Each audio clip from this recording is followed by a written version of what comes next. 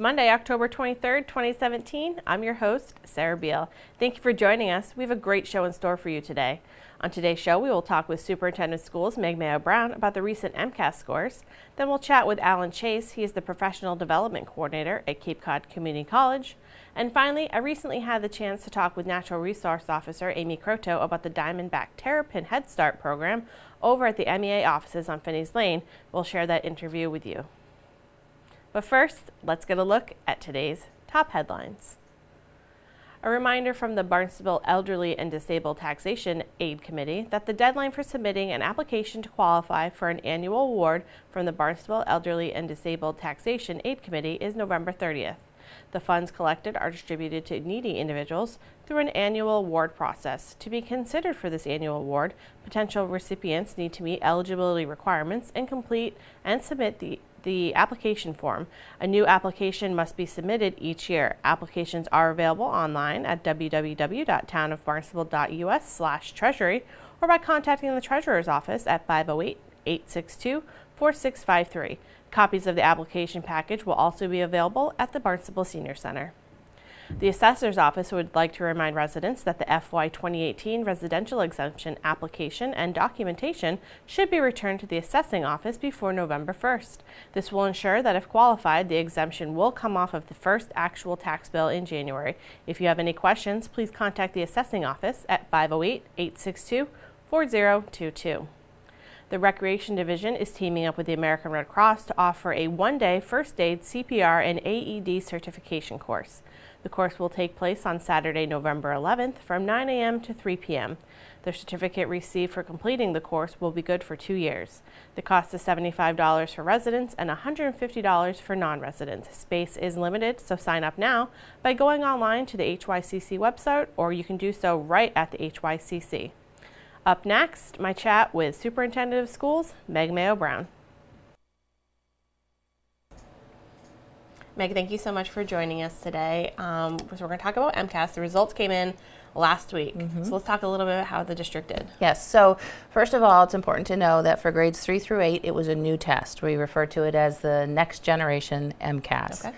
So the state went through a period of time where they administered MCAS for many, many years.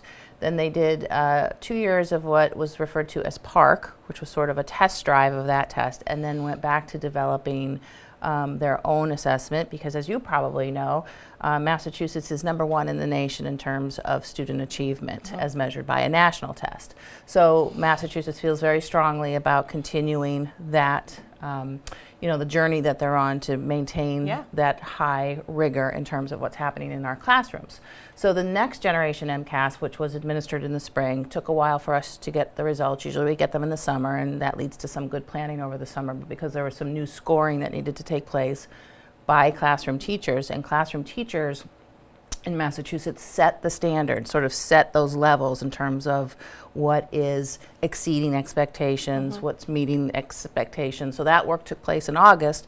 So now, as of last week, we have the results and we can take a look at it. So the state overall, about 50% of students in grades 3 through 8 are meeting or exceeding expectations. And that's what they expected. That's a drop from the traditional MCAS, but again, that's because the test is far more rigorous and those classroom teachers set the bar high. Yep.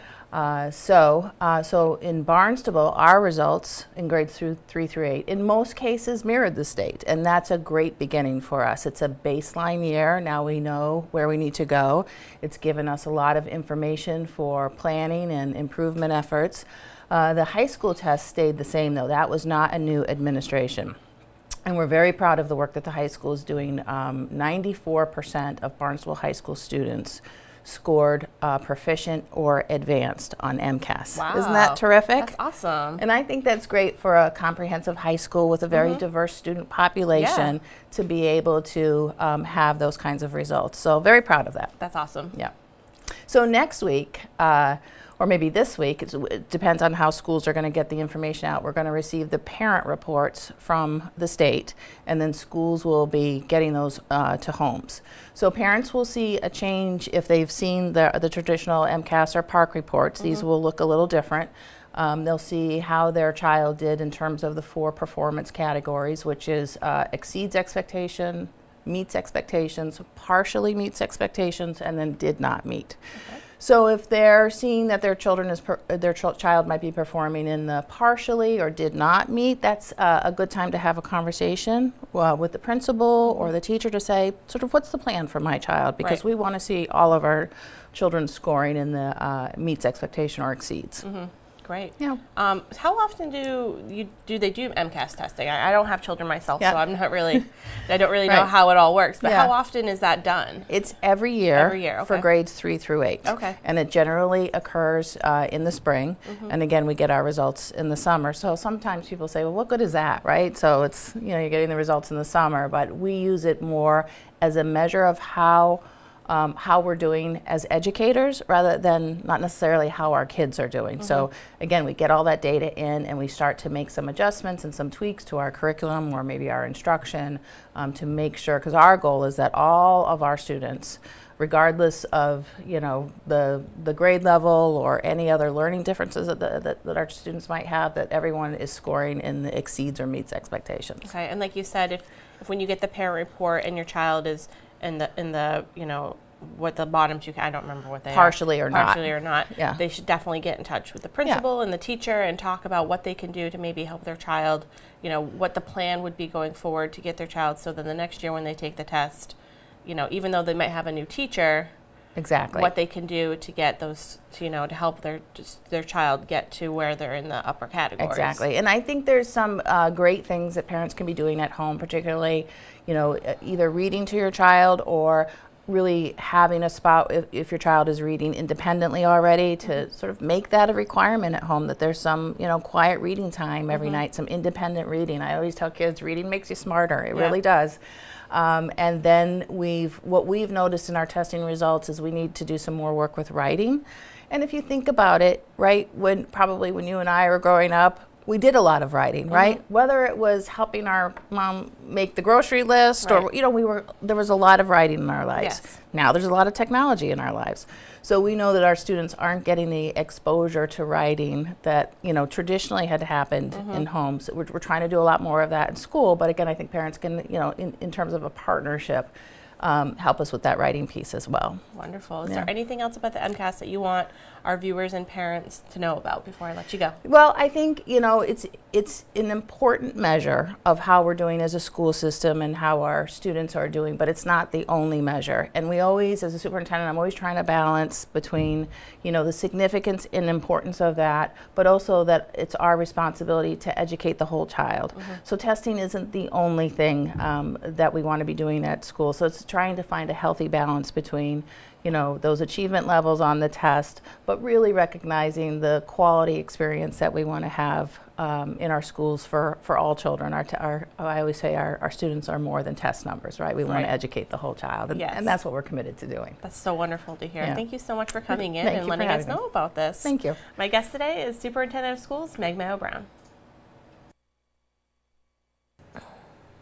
Coming up, we'll have a special Diamondback Terrapin segment with Natural Resource Officer Amy Croto. But first, let's learn more about professional development at Cape Cod Community College with Coordinator Alan Chase.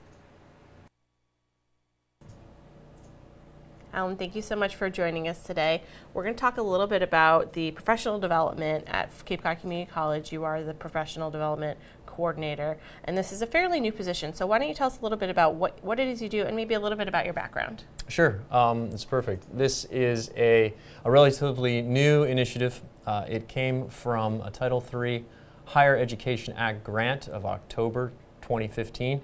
And what that did was it enabled Cape Cod Community College to begin Project SAIL. And Project SAIL is Success Through Advising and Interactive Learning. Okay.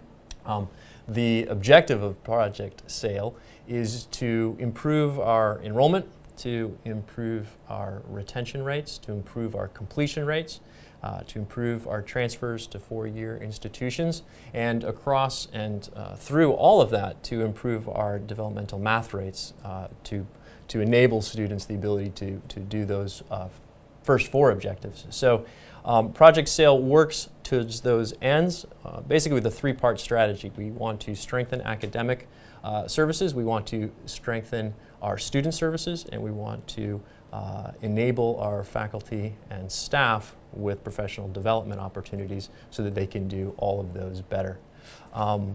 Thank you for asking about my background. I am a recently retired U.S. Naval officer. I grew up in Orleans. I went to Nauset. I loved my home, and the more I was away from it, the more I wanted to come back and be a part of the community. So when I retired last year, I was very fortunate. This position was opening. The skill sets matched a lot of what I've done previously in the military. So it's just great to come back to a school I went to in 1986 and remember fondly. So that's wonderful. It's great to be back. Welcome back to the Cape. We're glad to have you here. Thank you. So in the professional development, like you talked about, making sure that, the students, fulfill those things. Talk to me a little bit what exactly you do to help them reach those goals. Sure. Under Project SAIL, which is Success Through Advising and Interactive Learning, I say it often because repetition is the key to learning. Yes. And there's two pieces, the advising piece, the interactive learning piece. The interactive learning piece ties to interactive teaching. The advising piece ties to basically all the other student support services that go along with both the classroom and outside of the classroom.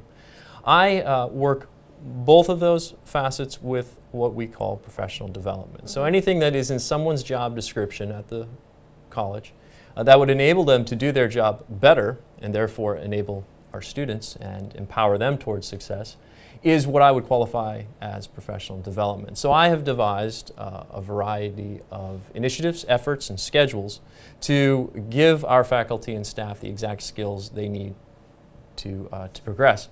I started about almost last fall exactly to the month. I did a large analysis and study of what it was that our faculty, staff, and leadership felt would be best and is most needed to enable that. And I came up with basically 4 themes at the course of the study and through the paper that we wrote. 4 key themes, and that's what I'm addressing now. I'm in the implementation stage. The 4 themes where everybody seemed to want IT technology tools, tips, simple things. How do we work Excel? How can we do it better? Yeah. Outlook, etc. The next thing most everyone said is we want to communicate better, we want to collaborate better, we want to work together better. How can we do that? People also said we want to be reaching our students better, whether that's in the classroom or whether that's as a support function. We want to reach our students better. And finally, just about everybody said we need more time, we need more priority management, we need more life management. So I've got those 4 as themes that I've developed into our First Fridays series. So once a month, we tackle each of those themes in succession. We just finished our IT technology curriculum in the summer. We've moved into communication and collaboration, and we'll continue to do that. Complementary to that, we have a variety of other programs. We have morning coffee with colleagues once a month, offset with that First Fridays, and that is a more informal setting. That allows our faculty, our staff, and all our employees to come together with the common goal of empowering our students and enabling their success and discuss key concepts and themes and such. And we have a variety of other programs that we've worked very hard to bring to our employees so that they can get those points that they made clear to me last year, and hopefully we're getting that over to them. That's wonderful. It sounds like a great way to, if you have a strong faculty and staff, then you're going to have a strong student body. And I feel like that sounds like that's kind of what you're working towards. And I think that's wonderful because if the faculty and staff feel, strongly about what they're doing, then, that relates over to the students. So would you agree? I hope. Yes. That'll be the measure of my success right, exactly. in another year. Do we make any inroads? But absolutely. And we do see progress already. We do see reactions. We do see improvements in our data. I actually work for the Director of Institutional Research and Planning, which is fantastic. Maureen O'Shea has a really unparalleled hold of the data and information that we have here. And she is always the first to point out to me where we are making strides and maybe we could do a little bit better. Yeah. So I think that aspect, while based in expectation, is still hoped, and time will prove it. But a good example of a concrete progress that we've made is last September we started to build and design, develop, and now implement our first ever online orientation. Oh, okay. So the goal was to have a means by which students not physically located here for whatever reason, or students involved with our online and blended learning would be able to complete an orientation program so that they would have a better understanding not only of the layout of our college, but of the services that are available to everybody. So we started that last September. We're just about to finish our second phase of it. We've got 17 total modules that cover all aspects of the community college. They're online. We're implementing it. Students are using it. They're giving us feedback. We're adjusting as we go. So I think it's a fantastic, hard example of where the grant funding, project sale, helping us bring new tools to the students that they need. That's wonderful. Well, thank you so much for coming in and telling us all about what it is that you do. And like I said, welcome back to Cape Cod. We're glad to have you here. Great. Thank you. Thank you. My guest today is Alan Chase. He's the Professional Development Coordinator at Cape Cod Community College.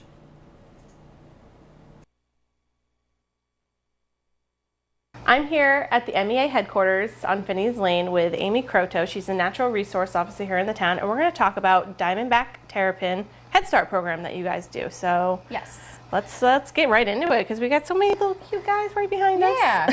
So most people are familiar, at least at this point, that we have a Head Start program. And we get special permits from the state that allow us to move nests that are laid at Sandy Neck within the ORV corridor. The weight of vehicles traveling over them would crush the eggs underneath. We move those nests into safe dunes and then hatch them out, usually in the garage at Sandy Neck. And then before they go out to our classrooms, they actually come here to live with me for close to a month and a half while I get them on our specially formulated hatchling pellet diet. These guys hunt in nature in the water column, so they can't have food that sinks down to the bottom. They prefer to have food that floats up at the top so they can see it. And it stimulates them to eat. After they've been eating for at least a week solidly, then I can start farming them out to classrooms. This year I received at the beginning of September 64 hatchlings in very rapid succession. And so we've been working super hard to get them up and running so they can get into their classrooms for their own personal head starting. So what we have here is our standard 30-gallon Terrapin tank. It's not a full-on aquarium.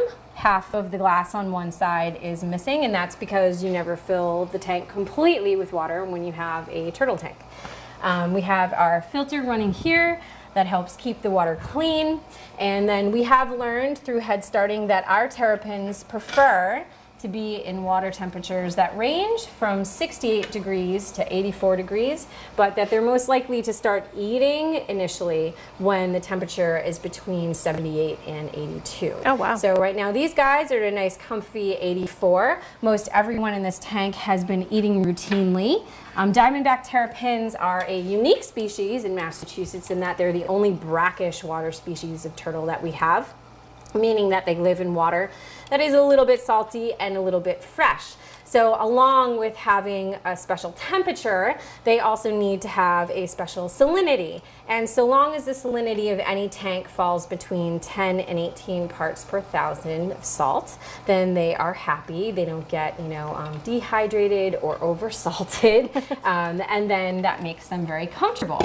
So you might be wondering why they're all sort of separated from one another. So Diamondback terrapins, when they're young, are of course very cute, but they become territorial relatively quickly. And even at this small size, if one falls asleep and the other one is paying attention, they will nip at their toes and occasionally at their tails. And so you want to keep them separate from one another. And in fact, once they have doubled in size from what they are now, they'll be very territorial with one another and are kept completely separate from one another in the tanks in their schools. Wow.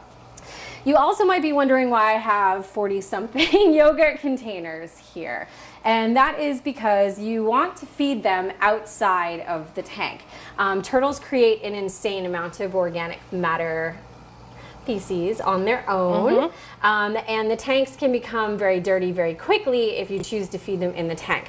Furthermore, if you feed them in the tank, you can see that the water flow here would simply push all of the food to about this stall. Right. Nobody down here is going to get fed, nobody over here is going to get fed. So we take lukewarm fresh water that is about the same temperature as it is in the tank that they're sitting in, and you fill it up a little over halfway, so that way if they stand up on their back toes they can peek their heads out of the water, and then you drop a bunch of pellets in there, and typically within the first 10 minutes everyone will start eating. And once we see that behavior from them routinely, then we can give them out to their classrooms. And how I do that here is, if someone is eating, then I will put a check mark on their tank. If they've only just tried food for the first time, then I put a dot. So at the end of feeding today, what we'll end up with is pretty much everybody in this tank and in this tank will have check marks. They're all ready to go. I'm just waiting for the classrooms to get there. And everyone in this tank has only just recently started eating food this week. And so we're still monitoring to make sure that they will eat continuously before we can give them out. Right. So you said you had 64 at the start of September. Yes. Is that a really high number, or is that basically where you usually are every year? I get pretty maxed out, depending on how quickly they come at me, at 70 terrapins. That's about what I can do comfortably. I have 3 tanks that are set up completely, and then 1 tank that I have that's empty, that was sort of on standby. So they all started growing quickly and started eating one another before I had the opportunity to get them into schools, and I still have 1 spare tank that we can move into for keeping them safe from one another, essentially. And then, you know, it does vary from year to year. This is one of the highest years. We did have 69 terrapins once, I want to say either 2 or 3 years ago, but the year before that we only had 25. Wow. This year's Head Start season is extremely crucial because they had a smart predator on Sandy Neck. There was a fox that figured out how to flip over the milk crates that they used to put over the nest to keep them safe from predators, and they lost about 50% of the nest that they had out there out in nature. So these guys are going to be, you know, really important in the next 5 to 10 years when they reach sexual maturity and, you know, bringing new terrapins to Sandy Neck. Can you talk a little bit about the diamondback terrapin and how it's an endangered species? And so it is a federally threatened species. Okay. It's endangered in the state of Rhode Island. In the state of Massachusetts, it is listed as threatened. And so all of the classrooms, including ourselves, have to have special permits that allow us to even have these in our custody. And as they're threatened, they get, you know, sort of special protection. There are no hunting seasons on diamondback terrapins in Massachusetts. That being said, we're the northernmost of their range, and when you get further down south, protections are often less in some of the southern states where these animals are more prevalent. There are 7 different subspecies that reach all the way from the Gulf up to here. Wow. And part of the reason that is because the further south you go, the longer they have to feed throughout the year. And so they just sort of have developed into slightly different versions of their northern, you know, cousins down south. So there are places down south where you can buy these in pet stores, and there are hunting seasons in a couple of states for them still. Yeah. Interesting. Yeah. So, but they're a little bit different than what we have up here, so it's not like exactly like their same. Populations are managed. When you have a species that's federally threatened but not on the endangered species list, then it's up to the state to decide how much protection they want to afford to each individual animal. It's similar to the argument that's going on with grizzly bears right now. So our state manages it differently because our populations are lower than, say, they would be in some place like Florida. Now, are these turtles that you would only find out on Sandy Neck, or are they found in other parts of the town? So in Barnstable, they're really only found in Barnstable Harbor. That is sort of that 6-mile stretch of beach, and all of the marsh there is where they live. There's always one female that comes across Barnstable Harbor every year and tries to lay a nest in the parking lot at Barnstable Harbor Marina. And every year we relocate her to Indian Trail. And occasionally you do see them swimming across to maybe somewhere in Yarmouth, but they're vastly on the north side of town in Barnstable. If you ever see a turtle in the salt water on the south side of town, by and large it is a snapping turtle and not a diamondback terrapin. Interesting, yeah. Before we get to our community calendar, let's get a BHS update from our intern, Mackenzie Connor. Hello, I'm Mackenzie Connor, intern for Channel 18. There's a lot happening at Barnstable High School. Those that are interested in joining the mock trial team, there's an informational meeting being held after school Tuesday, October 24th. The girls volleyball team has its senior night Thursday, October 26th, and the girls field hockey team has its senior night Friday, October 27th. Senior night is the last in-season home game for seniors and gives the school a chance to honor their hard work and dedication. The informative winter sports night will be held Tuesday, November 14th at 6 p.m. in the senior caf for anyone interested in learning more about winter sports at BHS. The first showing of the fall show, High School Musical, produced by the BHS Drama Club, will be Friday, November 17th. To get tickets or for more information, please visit www.bhsdc.org.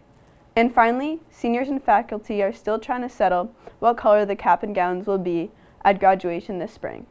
That's all for today. I'm Mackenzie Connor. Thanks for watching. Have a Red Raider day.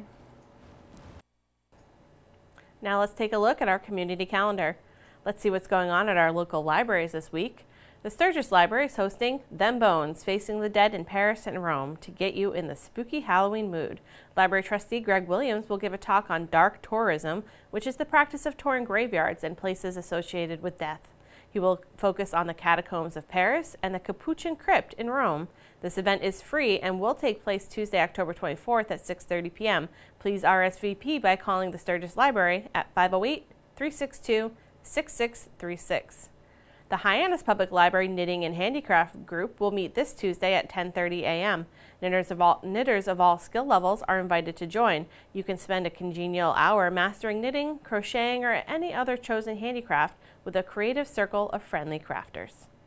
The Marston's Mills Library hosts yoga for real bodies every Wednesday morning at 7:45.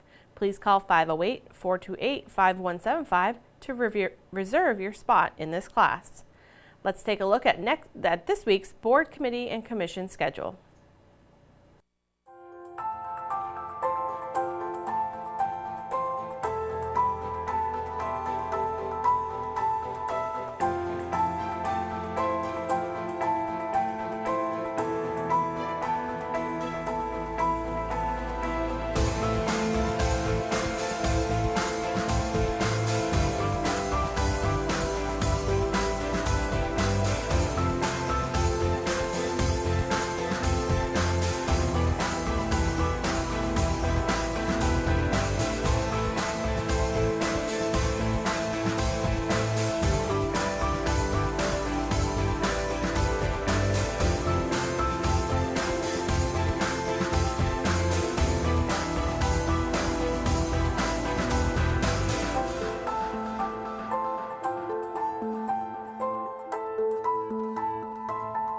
Thanks for joining us today. We'll be back tomorrow with another great show for you. On tomorrow's show, we will talk with Airport Manager Bud Brielt and Assistant DPW Director Rob Steen. For Barnstable Today, I'm Sarah Beal.